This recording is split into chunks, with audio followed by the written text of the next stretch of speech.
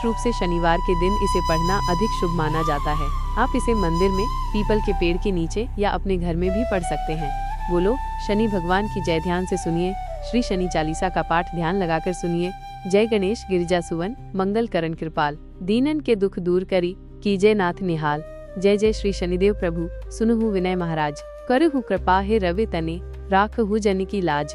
अर्थ, भगवान श्री गणेश पार्वती माता के पुत्र आपकी विजयी हो। आप महान कल्याणकारी हैं, सभी पर अपनी दया बरसाते हैं, दीन दुखित लोगों के दुखों को हरते हैं और उन्हें सुख समृद्धि से आवृत करते हैं। हे भगवान शनिदेव जी, आपकी जय हो। हे प्रभु, हमारी प्रार्थनाएं सुने।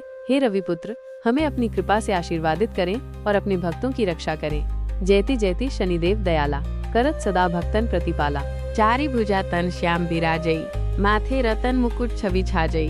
परम विशाल मनोहर भाला, टेढ़ी दृष्टि भ्रुकुटी विकराला।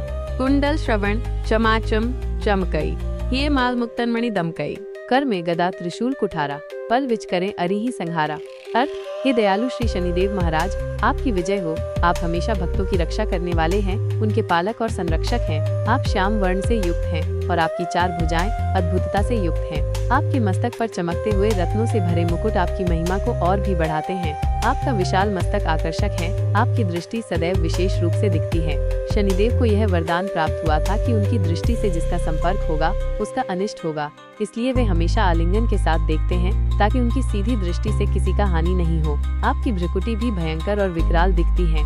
आपके कानों में सोने के कुंडल चमकते हैं और आपकी छाती पर मोतियों और मणियों का हार आपकी गरिमा को और भी बढ़ाता है। आपके हाथ में गदा, त्रिशूल और कुठार होने से आप पल में ही शत्रुओं का संहार कर देते हैं। पिंगल कृष्णो छायानंदन, यम कोणस्थ रौद्र दुख भंजन। सौरी मंद शनि दश नामा, भानुपुत्रा पूजहि सब कामा। जापर प्रभु प्रसन्न हो जाहि, रंग बुराव करें क्षण माही। पर्वत हूँ तृण हुई निहारत, तृण हूँ को पर्वत करी डारत। अर्थ, पिंगल कृष्ण, छायानंदन, यम, कोणस्थ, रौद्र, दुख भंजन, सौरी, मंद, शनि, ये आपके 10 नाम हैं। हे सूर्य पुत्र, आपके चरणों में सभी कार्यों की सिद्धि की प्रार्थना की जाती है, क्योंकि जिस पर आपकी कृपा बरसती है वो तत्काल ही धन्य हो जाता है।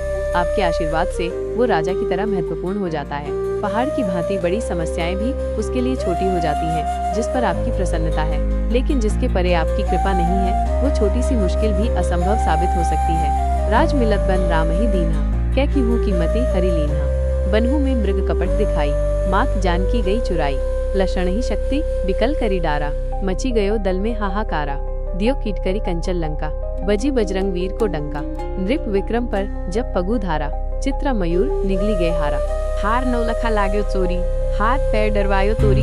भारी दशा निकृष्ट दिखाओ, तेली हूँ घर कोलू चलवायो। विनय राग दीपक मह कीन्हा, तब प्रसन्न प्रभु हने सुख दीन्हा।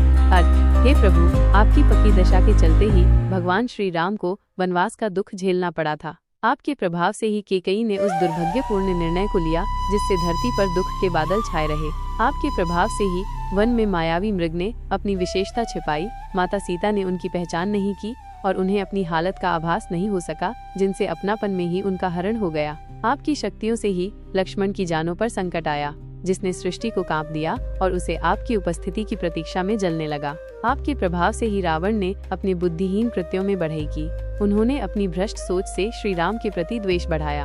आपकी दृष्टि के कारण ही बजरंगबली हनुमान की शक्तियों का संचय बढ़ा और उनका महान कार्य लंका की नाश करने में साक्षात्कार हुआ। आपकी आवाज के प्रभाव से ही राजा विक्रमादित्य का सफर वनों में विपरीत दिशा में बदल गया, उन्हें निरस्त किया गया और अपराधियों के आरोप में उन्हें सजा सुनाई गई। आपके प्रभाव से ही विक्रमादित्य ने अपने अधिकार को खोकर तेली के घर में कोल्हू चलाने की परिस्थिति में पड़ने को तैयार होना पड़ा। लेकिन जब उन्होंने आपकी दया की गुहार की, आप प्रसन्न हो गए और फिर से उन्हें सुख समृद्धि से युक्त कर दिया। हरिश्चंद्र हूँ नृप नारी बिकानी, आप हूँ भरे डोम घर पानी। वैसे नल पर दशा सिरानी, भूंजी मीन कूद गई पानी। श्री शकम रही गहो जब जाई, पार्वती को सती कराई। तनि बिलोकत ही करी रीसा, नभ उड़ी गयो गौरी सुत सीसा। पांडव पर हनई दशा तुम्हारी, बची द्रौपदी होती उघारी। कौरव की भी गति मति मारी, युद्ध महाभारत करी डारी। रवि कहा मुख मह धरी तत्काला, लेकर कूदी पर्यो पाताला। शेष देवलकी विनती लाई, रवि को मुक्ति दियो छुड़ाई। अर्थ, आपकी दिव्य स्थिति से ही राजा हरिश्चंद्र की पत्नी को बाजार में बेच दिया गया। उन्हें खुद को भी डोम के घर में पानी भरने का काम करना पड़ा। उसी तरह राजा नल और रानी दमयंती को भी आपकी स्थिति कारण कठिनाइयां झेलनी पड़ी। आपकी दशा से ही उनकी उस पूर्विक मछली ने पुनः जल में कूद जाने का फैसला लिया और राजा नल को अपनी भूख का सामना करना पड़ा। जब आपकी प्राणीय वायुओं पर प्रभाव डाला तो माता पार्वती को हवन कुंड में कूदकर अपना जीवन त्यागना पड़ा। आपके क्रोध के कारण ही भगवान शंकर के सिर को धरती से अलग करके आकाश में उड़ना पड़ा। पांडवों पर आपकी दशा पड़ने पर द्रौपदी केवल वस्त्रहीन नहीं होने से बची। आपके प्रभाव से कौरवों की बुद्धि मोहित हो गई, जिससे महाभारत का युद्ध आयोजित हुआ। आपकी कुटिल दृष्टि ने सूर्यदेव को भी नहीं बख्शा, उन्हें अपने मुख में लिए और पाताल लोक में ले गए। देवताओं की अनगिनत विनती के बाद भी आपने अपनी क्रोधमय दृष्टि के कारण सूर्यदेव को आजाद किया। वाहन प्रभु के साथ सुजाना, गज दिग्गज गर्दभ मृग स्वाना, जम्बुक सिंह आदि नखधारी, सो फल ज्योतिष कहत पुकारी। गज वाहन लक्ष्मी गृह आवे, है ते सुख संपत्ति उपजावे। गर्द बहानी करे बहु काजा, सिंह सिद्ध कर राज समाजा। जम्बुक बुद्धि नष्ट करी डारे, मृग दे कष्ट प्राण संघारे। जब आवही प्रभु स्वान सवारी, चोरी आदि होए डर भारी। तैसे ही चारी चरण ये नामा, स्वर्ण लोह चांदी अरु तांबा। लोह चरण पर जब प्रभु आवे, धन संपत्ति नष्ट करावे। समता ताम्र रजत शुभकारी, स्वर्ण सर्व सुख मंगलकारी। अर्थ, हे प्रभु, आपके 7 वाहन अत्यंत महत्वपूर्ण हैं। हाथी, घोड़ा, गधा, हिरण, कुत्ता, सियार और शेर। आपके आने वाले फलों की गणना भी इन वाहनों के आधार पर होती है। आपके हाथी पर सवार होकर आने पर घर में लक्ष्मी की प्राप्ति होती है। घोड़े पर सवार होकर आने पर सुख और संपत्ति की प्राप्ति होती है। जब आप गधे पर सवार होते हैं तो कामों में अड़चनें आ सकती हैं। वहीं जब आप शेर पर सवार होकर आते हैं तो समाज में आपकी महत्वपूर्ण भूमिका होती है।